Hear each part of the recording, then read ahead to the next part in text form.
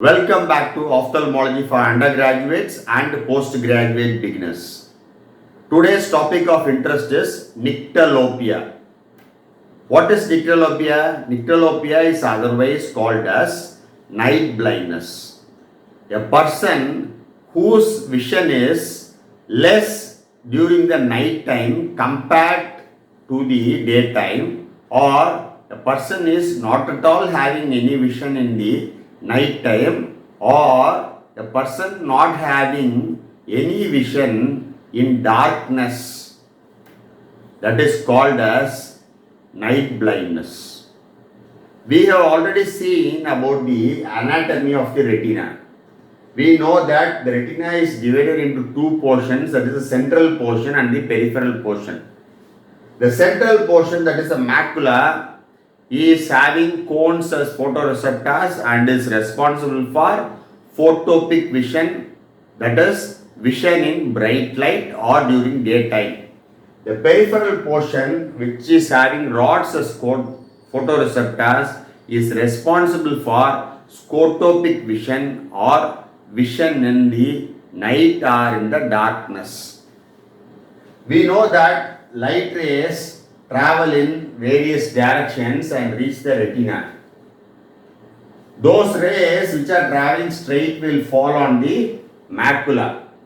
Those rays coming from the periphery will fall on the periphery of the retina, that is where the rods are rich.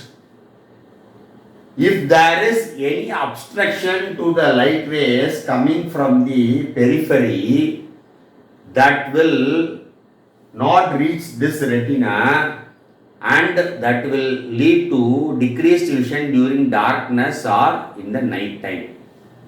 Suppose there is no obstruction in the rays coming from the periphery, but this portion of the retina, that is the peripheral portion of the retina, is at fault, then also the patient will have defective vision in the evening time or night time or in the darkness. That is called as night blindness. Now let us see what are the causes for night blindness. I said there are two reasons for a night blindness. That is, the rays coming from the periphery, they are obstructed so that these light rays coming from the periphery do not fall on the peripheral retina. The causes for it are, one is the drug, that is a miotic drug, pilocarpine. Pilocarpine is a drug which we use for constricting the pupil.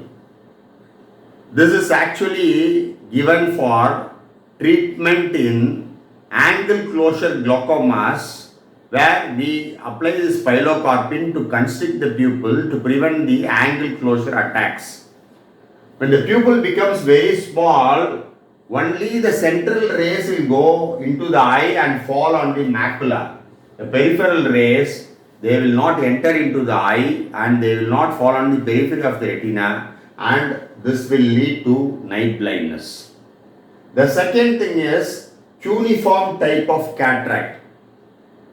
Cuneiform type of cataract, already we have discussed in one of the videos that there will be conical shaped opacities or wedge shaped opacities in the periphery of the lens. There will be only a small clear area in the center of the lens. It is similar to this miotic pupil. Here, the peripheral wedge shaped opacities, they will obstruct all the light rays coming from the periphery. Only those rays in the center, they can pass through this small clear area and fall on the macula. So, none of the peripheral rays will go and fall on the periphery of the retina. So, this also will lead to night blindness. The second reason for night blindness is the periphery of the retina is at fault. Even though the peripheral rays are coming and falling in the periphery of the retina is not able to make use of it and give us the vision. One of the commonest reasons for such a night blindness is vitamin A deficiency. We know that rhodopsin cycle is there, or a Walsh visual cycle is there in the retina, that is in the rods. The vitamin A which we consume combines with opsin in the rods to form the rhodopsin. This rhodopsin is bleached by the light rays falling on the rods once again to opsin, and the vitamin A is being lost in this reaction, developing an electrical signal giving us the vision. When there is a vitamin A deficiency, there is no adequate supply of vitamin A to combine with the opsin to once again form the rhodopsin. So the rods, they stop functioning, leading to night blindness. So vitamin A deficiency leads to night blindness. Other causes for peripheral retina being at fault leading to night blindness are glaucoma.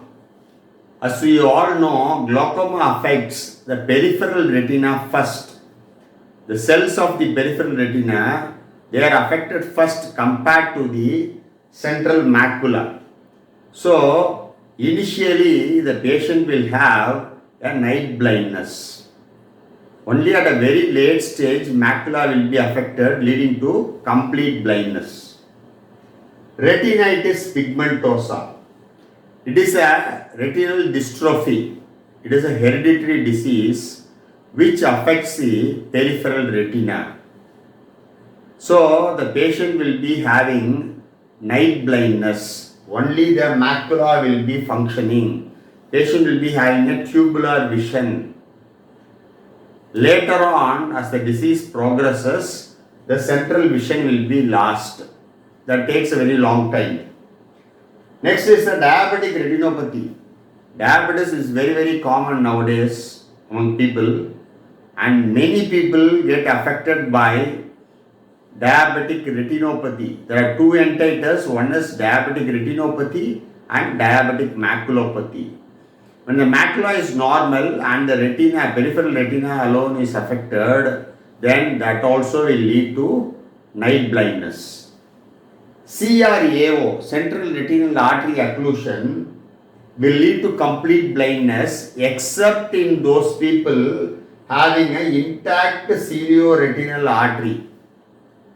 Some people, they have a separate blood supply for the macula. That is a cilioretinal artery coming from the choroidal circulation. This vessel will not be affected in central retinal artery occlusion. So the macula alone will be functioning. The peripheral retina gets affected, leading to night blindness. So these are some of the causes for night blindness. There may be so many other conditions that can lead to disease in the peripheral portions of the retina, like myopia. Myopia, already we know that the peripheral retina gets stretched out and there are so much of degenerations in the periphery of the retina, leading to defective night vision. So you should not forget that myopia is also a cause for night blindness unless the myopia is very high and that affects the macula, leading to posterior staphyloma, and the complete vision is lost. So with this I will stop here today, and we will discuss about some other topic in the next class. Thank you.